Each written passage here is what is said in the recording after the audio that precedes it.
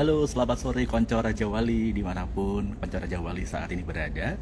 Ya, senang sekali sore hari ini saya Gideon bisa menemani Konco Raja Wali semuanya untuk kembali lagi ke salah satu program dari Raja Wali Semarang Cultural Center selama pandemi. Jadi selama pandemi ini kita memiliki dua program utama.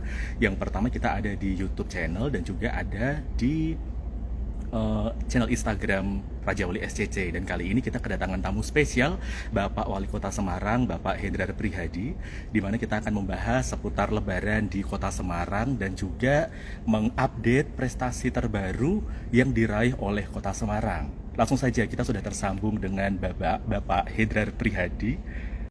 Kami untuk acara Jawali semuanya yang mau tanya bisa langsung menuliskan pertanyaan di kolom komentar ataupun kolom tanda tanya. Baik, selamat sore Pak Hendi. Selamat sore Mas Gideon, selamat sore Konco Raja Wali semuanya yang ikut bergabung dan berpartisipasi. Wah, terima kasih banyak Pak Hendi sudah menyempatkan waktunya untuk sama-sama, bergabung dengan Raja Wali. Iya Pak Hendi, jadi Pak Hendi kabarnya sehat sore hari ini? Alhamdulillah saya cuman agak lemes-lemes dikit karena emang ini jam-jam kritis nih di bulan Ramadan. Sebentar lagi Pak, ditahan dulu Pak. Ya, siap. Iya, karena kita juga sering lihat berita itu Pak Hendi ini meskipun bulan puasa, meskipun masih pandemi, tapi tetap keliling-keliling area, keliling-keliling Semarang untuk mengecek penyekatan gitu Pak ya yang terbaru kegiatannya. Pokoknya semua kegiatan dinikmati, disyukuri. Pasti yang mestinya kita lapar, mestinya kita lemes jadi lebih lebih kuat lagi, lebih happy lagi gitu. Betul, harus Sekaligus dinikmati ibadah, pokoknya ya Pak sekaligus ya. ibadah. Ya, ya. Baik Pak Hendi. Langsung saja Pak, kita mungkin pengen tanya langsung ini kepada Pak Hendi seputar Boleh. libur Lebaran di Kota Semarang, Ya. baik terkait aturan-aturan yang ada dan juga nanti di sesi terakhir kita mau membahas juga seputar penghargaan yang kemarin diraih baru saja oleh Kota Semarang, begitu nggak Pak? Ya, Yang boleh. pertama mungkin yang ingin kami tanyakan ke Bapak adalah Bapak Hendi kemarin mengeluarkan sebuah surat edaran atau sebuah peraturan bahwa warga yang ingin berkunjung ke Kota Semarang, yang ingin mudik, harus melakukan isolasi seperti itu, Pak. Mungkin bisa Ya, dijelaskan dengan kami, Pak, itu teknisnya seperti apa begitu, Pak? ya, yang pertama secara umum begini, bahwa kita ini punya sebuah hierarki ya, hierarki struktur organisasi dari pemerintah pusat, provinsi, ke kota, kabupaten, termasuk ke bawah kecamatan, kelurahan, bahkan RT RW. Jadi pada saat pemerintah pusat mengatakan bahwa Lebaran kali ini untuk mudik secara offline dilarang, ya kami harus mengamankan. Kami harus kemudian mengamankan kebijakan tersebut.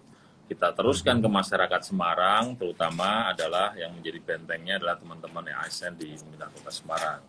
Kita keluarkan edaran. Edarannya substansinya ada dua. Satu, buat semua teman-teman ASN pemerintah kota Semarang dan non-ASN tidak diperbolehkan untuk mudik selama libur Lebaran ini.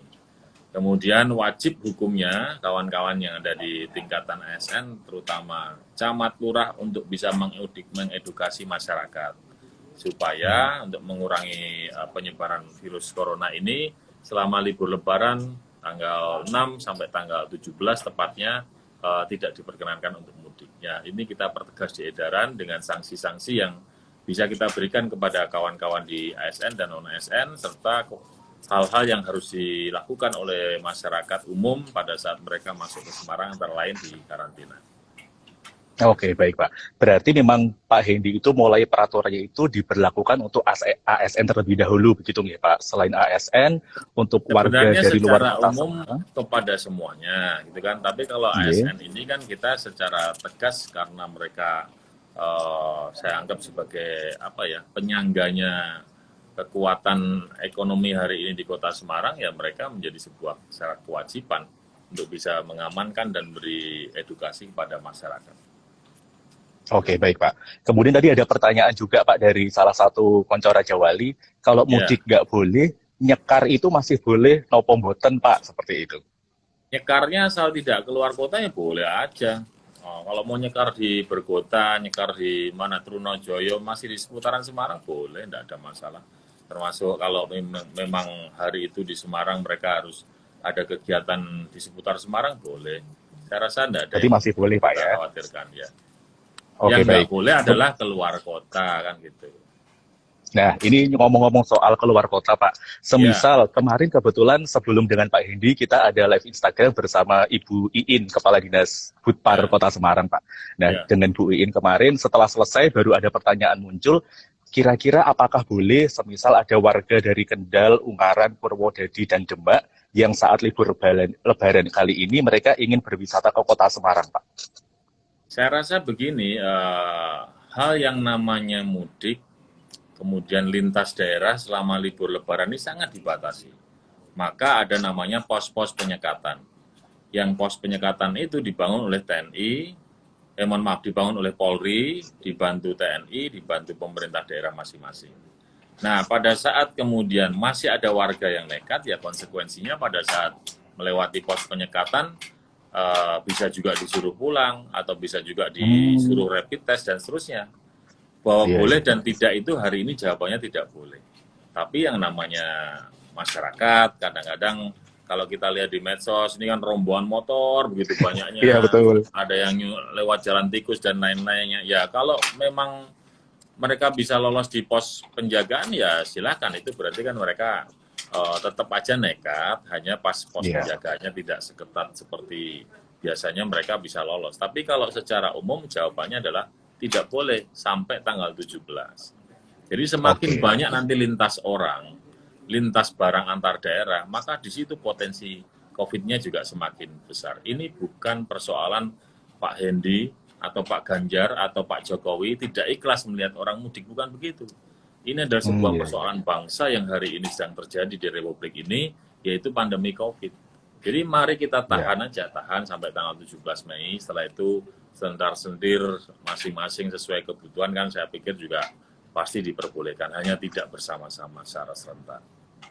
Iya, betul Pak. Ini saya juga kemarin menjadi salah satu, kalau dikatakan korban juga bukan korban sih, salah satu orang yang sempat kena pos penyekatan di Taman Unyil Ungaran. Tapi Oh untung ya, saya punya surat perjalanan dinas dari kantor, jadi boleh masuk ke Kota Semarang. ya artinya Mas Gideon kemudian mampu meyakinkan sama Pak Polisi yang ada di situ kan. Nah kalau Iya, misalnya betul tidak Pak. menunjukkan surat apapun, tidak mampu membuktikan, terus suruh pulang kan juga mubazir, malah nanti mubazir. Perjalanannya jadi Iya, betul susah. Pak. Berarti untuk sementara sampai tanggal 17 yang mau berwisata atau mau berkunjung ke Kota Semarang dari luar kota, ditahan dulu aja. Nanti setelah tanggal Ya, tahan 17 dulu. baru bisa Kita berkunjung gitu nih Pak. sama-sama menghormati keputusan pemerintah untuk kemudian berlebaran di rumah masing-masing, di kota masing-masing, supaya angka COVID-nya tidak naik secara drastis. Sebagai info saja, ini padahal belum sampai ke puncak lebarannya. Di Semarang ini 2 minggu terakhir naiknya sudah sampai 60%. Dari Iya, sekitar 280-an orang sekarang udah 411 orang 400-an. beritanya. Ya, Betul. jadi saya rasa di semua daerah hari ini juga sudah mulai ada peningkatan-peningkatan yang mulai kelihatan. Jadi sebagai warga bangsa yang selalu ingin sehat, ingin nyaman tinggal di wilayahnya, mari kita kemudian mengurangi hal-hal yang belum urgent, yang mengurangi kegiatan-kegiatan yang memang bisa ditunda. Ya. Oke, baik Pak. Kemudian kalau dari pemerintah kota sendiri, dalam hal ini Pak Ya. Hendi seperti itu Pak, langkah antisipasi apa selain penyekatan-penyekatan tadi yang akan dilakukan oleh Pak Hendi beserta jajarannya untuk meminimalisir orang-orang yang akan masuk ke kota Semarang Pak? Atau mungkin orang Semarang sendiri yang double pengen keluar Semarang gitu Pak?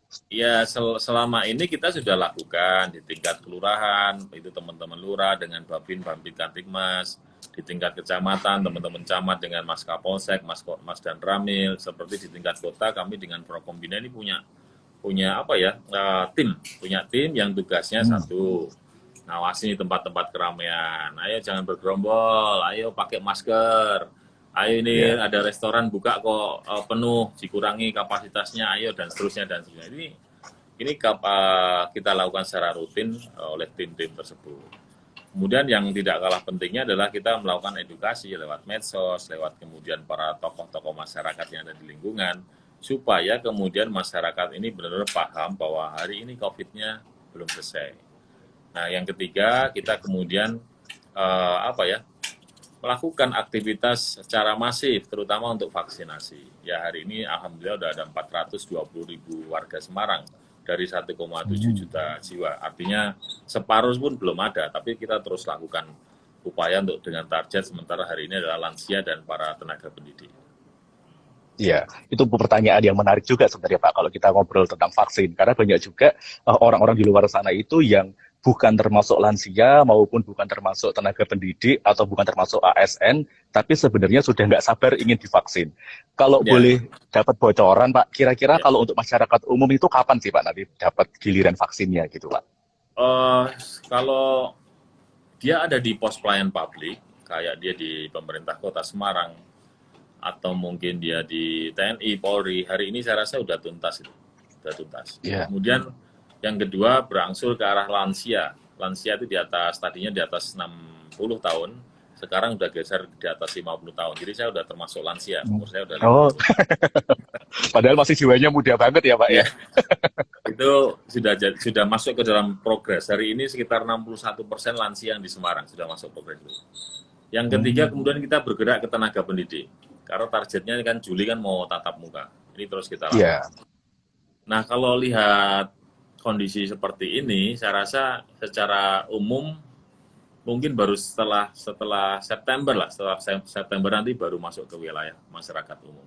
Tapi Oke. jangan khawatir bahwa hal-hal tersebut sudah dipikirkan oleh pemerintah, termasuk dengan upaya-upaya untuk bisa penganggarannya APBN menggratiskan vaksin buat seluruh masyarakat, khususnya di Semarang.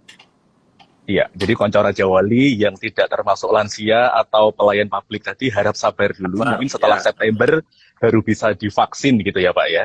Ya, Dan kurang lebih gitu. yang sudah divaksin juga jangan merasa saya sudah kebal seperti itu ya Pak. Harus tetap Harus 5M tetap gitu Pak ya. waspada, harus tetap jaga diri, tetap prokes, jangan lengah, karena data yang ada dari 420.000 warga Semarang yang sudah divaksin, kemarin sempat ketemu beberapa penderita COVID itu sekitar 411 atau 400 berapa itu yang mereka udah divaksin, tapi masih kena Oh, COVID.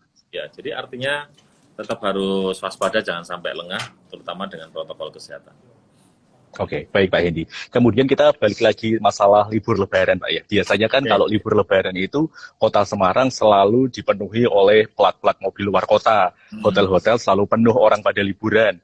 Dan Ya. biasanya juga di daya tarik wisata itu banyak sekali kegiatan-kegiatan. Misalkan di Semarang Zoo ada kegiatan live music atau pertunjukan macam-macam. Kalau untuk tahun ini, apakah kegiatan tersebut di daya tarik wisata tetap ada atau malah ditutup Pak daya tarik wisatanya? Kalau ditutup tidak, tapi SKUIN sudah saya kasih pemahaman bahwa hari ini tempat-tempat wisata itu sifatnya silent, kalem, tapi tetap buka. Oke. Artinya tidak perlu ada pertunjukan-pertunjukan musik, tidak perlu ada show-show yang mampu menyedot massa banyak, tidak perlu.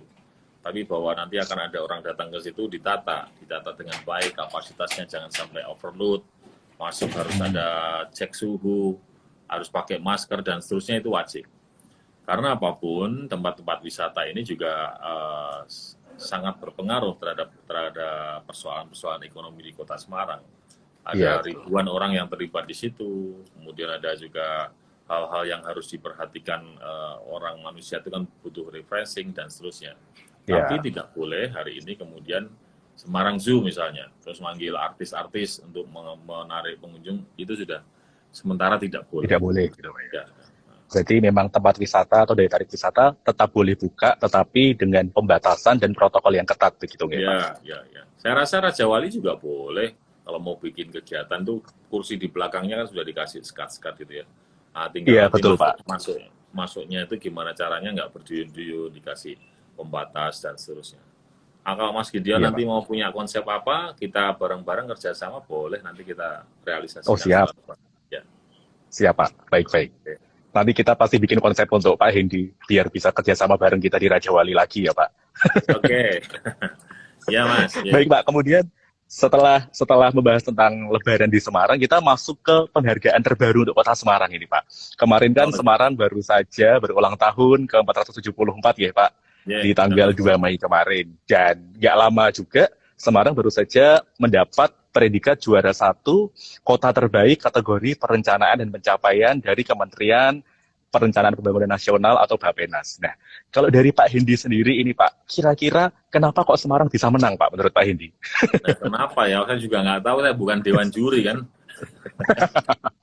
Tapi menurut saya begini, saya selalu sampaikan pada teman-teman di pemerintah Kota Semarang khususnya, dan juga seluruh masyarakat yang saya pernah ketemu, bahwa hal yang sedang kami lakukan ini, pencapaian utamanya adalah untuk kenyamanan masyarakat.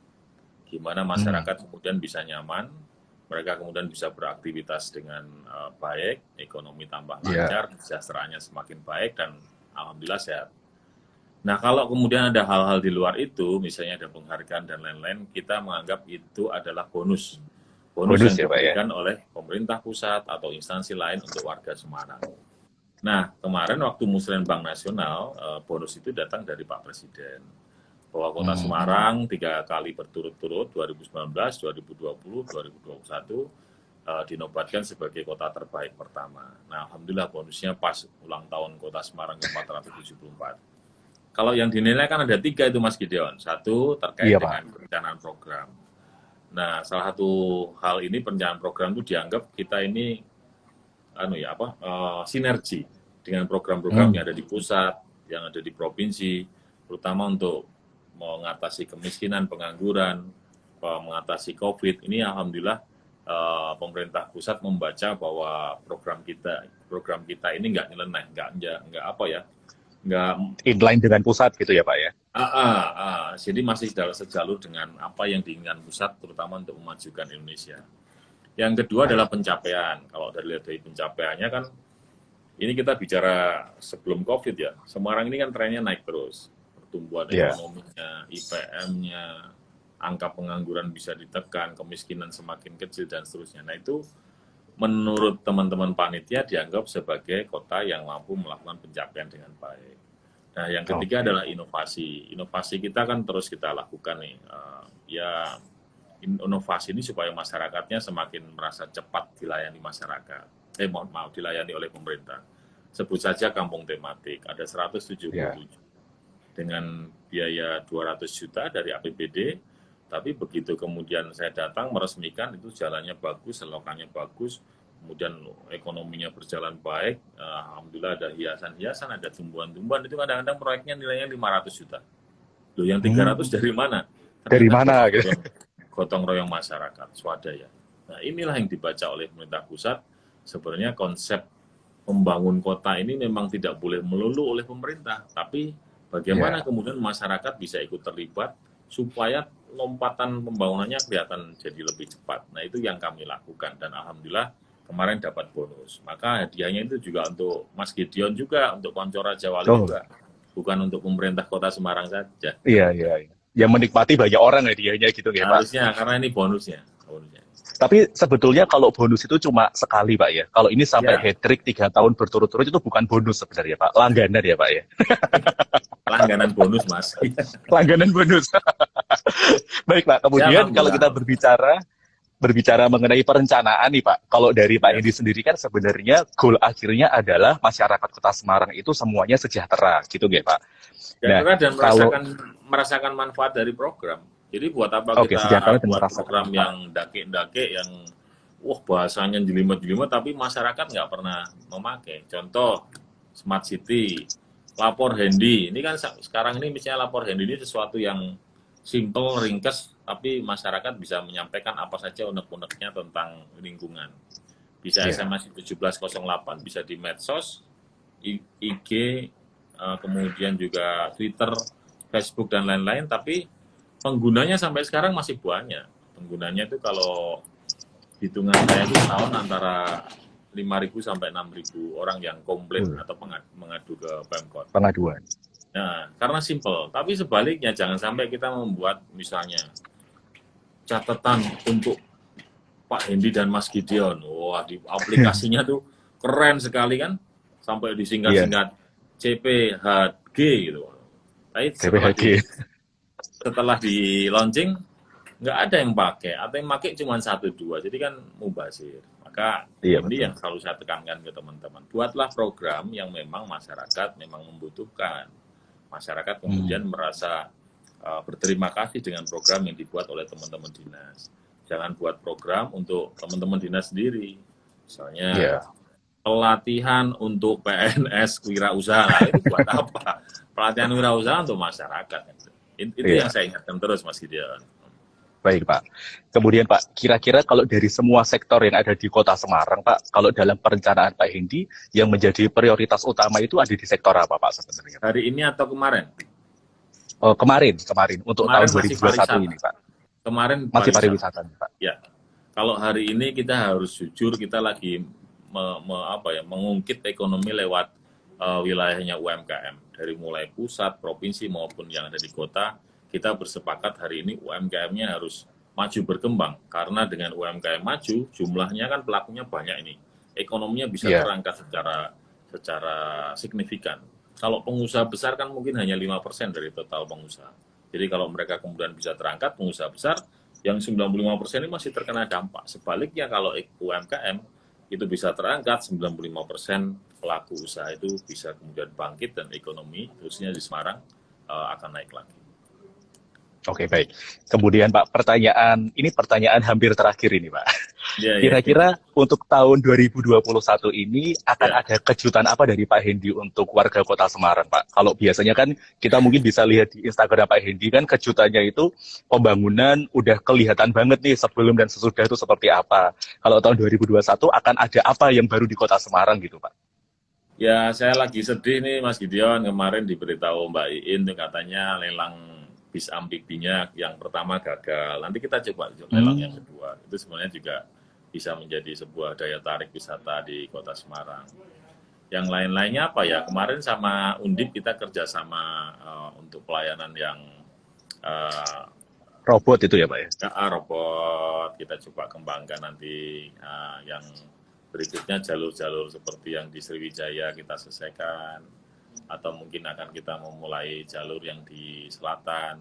Ya itu nantilah di akhir tahun dilihat sendiri kira-kira sih. Oke, tunggu aja kejutannya, Pak ya. Yang namanya kejutan harus rahasia gitu, Pak ya. Baik, Pak Hendi, mungkin yang terakhir ini, Pak. Himbauan dari Pak Hendi untuk konco Raja Wali semuanya yang saat ini mungkin nontonnya ada di Jakarta, di Jogja, Surabaya, ataupun Solo, yang mungkin udah punya rencana pengen datang ke Semarang kulineran saat Lebaran, apa himbauan yang akan disampaikan Pak Hendi untuk konco Raja Wali dari luar kota, Pak? Konco Raja Wali dan poros dulur semuanya yang ikut IG Live ini, saya sih sangat senang sebenarnya pada saat momen-momen seperti ini Kota Semarang didatangin banyak wisatawan. Kenapa? Karena satu, duitnya banyak beredar di Semarang. Toko-toko kuliner laris, hotel laris, PAD-nya masuk ke Pemkot. Pemkot bisa membangun. Tapi mari kemudian kita hari ini berpikir lebih bijak lagi bahwa contoh-contoh di daerah lain, di negara lain terkait dengan COVID ini sudah jelas. Bagaimana India yang pada bulan Desember mampu mengendalikan COVID-nya dengan baik, kemudian masyarakatnya lengah, pemerintahnya nggak ketat lagi, yang terjadi hari ini begitu dahsyat. Ratusan ribu tiap harinya warga India terkena COVID, yang meninggal sampai puluhan ribu dalam waktu sehari. Nah, tentu saja kalau kita melihat seperti itu, mari kita ikutin kebijakan pemerintah. Pak Presiden berulang-ulang kali mengingatkan bahwa meskipun angka hari ini sudah semakin baik di Semarang, kita jangan lengah. Jadi, kan nggak lama ini, tanggal 6 sampai 17 Mei saja. Kita di rumah masing-masing, kita di kota masing-masing. Setelah itu kalau jenengan masih kangen sama lumpia, pesan lewat, apa tuh Mas? Ekspedisi. Online. Ya itu, lewat online. Kan ada nih, telepon. Misalnya toko Bandeng di Panaran apa, toko Wingko di Panaran apa, toko lumpia dan seterusnya. Kirim ke tempat panjenengan masing-masing. Ekonomi Semarang tetap naik, panjenengan bisa merasakan makanan khasnya Semarang. Dan nanti pasti kalau situasinya sudah mulai turun, mulai lepas dari COVID, kita akan buat event sebanyak-banyaknya supaya jenengan-jenengan semua bisa datang ke Semarang. Gitu. Iya. Baik Pak Hendi. Berarti memang sejauh ini jangan ke Semarang dulu untuk warga luar kota, ditahan dulu sampai tanggal 17 nanti. Kalau masih kangen dengan Semarang, mungkin bisa wisata virtual dulu atau mungkin bisa juga pesan makanan lewat online dikirim ke rumah masing-masing. Baik, terima kasih banyak Pak Hendi untuk waktu yang sudah disediakan untuk Raja Wali. Sehat selalu untuk Pak Hendi dan kami percaya pasti Semarang semakin hebat lagi, Pak. Terima kasih Pak Hendi. Sama-sama. Ya, Konco Rojo Wali, terima kasih. Sampai ketemu. Assalamualaikum Terima warahmatullahi kasih Pak Hendi. wabarakatuh. Shalom. Waalaikumsalam. Shalom. Baik, Konco Raja Wali, itu tadi obrolan singkat kita dengan Bapak Wali Kota Semarang, Pak Hendi, yang sudah menyampaikan update aturan-aturan seputar libur lebaran di Kota Semarang. Dan kemudian juga jadi dibahas juga mengenai Semarang baru saja mendapatkan penghargaan yang luar biasa dari Pak Presiden melalui Kementerian PPN dan juga Bappenas. Dan itu semua juga berkat dari Konco Raja Wali maupun masyarakat Kota Semarang yang sudah ikut mensukseskan pembangunan yang ada di Kota Semarang. Saya rasa cukup ini untuk edisi pada sore hari ini. Sampai ketemu di Ngobrolin Seni berikutnya. Dan jangan lupa untuk terus pantengin Instagram Raja Wali SCC dan juga subscribe YouTube channel Raja Wali SCC. Saya Gideon mohon pamit. Selamat sore dan sampai jumpa.